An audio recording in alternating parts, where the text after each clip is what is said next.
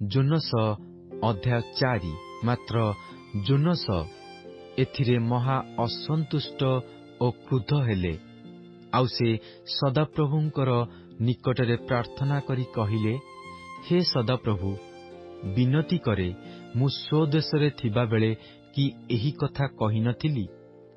ଏଥିପାଇଁ ଶୀଘ୍ର କରି ତର୍ଷିସକୁ ପଳାଇଲି, କାରଣ ତୁମ୍ଭେ ଯେ କୃପାମୟ, ସ୍ନେହଶୀଳ, କ୍ରୋଧରେ ଧୀର, ଦୟାରେ ମହାନ ଓ ଅମଙ୍ଗଳର ବିଷୟରେ ଅନିଚ୍ଛୁକ ପରମେଶ୍ୱର ଅଟ, ଏହା ମୁଁ ଜାଣିଲି।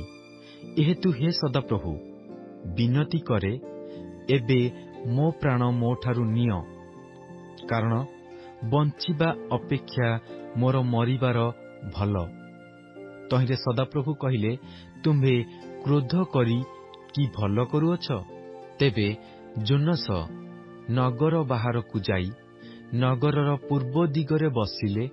ପୁଣି ସେଠାରେ ଗୋଟିଏ କୁଟୀର ନିର୍ମାଣ କରି ନଗରର କି ଦଶା ହୁଅଇ ଏହା ଦେଖିବା ପାଇଁ ତହିଁର ଛାୟା ତଳେ ବସିଲେ। ତହିଁରେ ସଦାପ୍ରଭୁ ପରମେଶ୍ୱର ଗୋଟିଏ କଖାରୁଲତା ନିରୂପଣ କଲେ।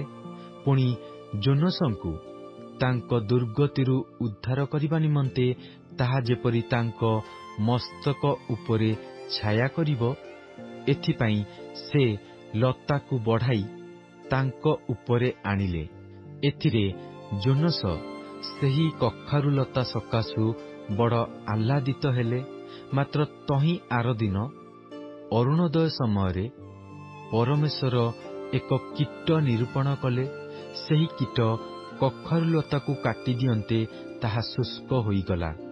ପୁଣି ସୂର୍ଯ୍ୟୋଦୟ ସମୟରେ ପରମେଶ୍ୱର ପୂର୍ବୀୟ ଝଞ୍ଜା ବାୟୁ ନିରୂପଣ କଲେ। ଆଉ ଜୋନସଙ୍କ ମସ୍ତକରେ ଏପରି ଖରା ଲାଗିଲା ଯେ ସେ କ୍ଳାନ୍ତ ହୋଇ ଆପଣାର ମୃତ୍ୟୁ ପ୍ରାର୍ଥନା କରି କହିଲେ, ବଞ୍ଚିବା ଅପେକ୍ଷା ମୋର ମରିବାର ଭଲ।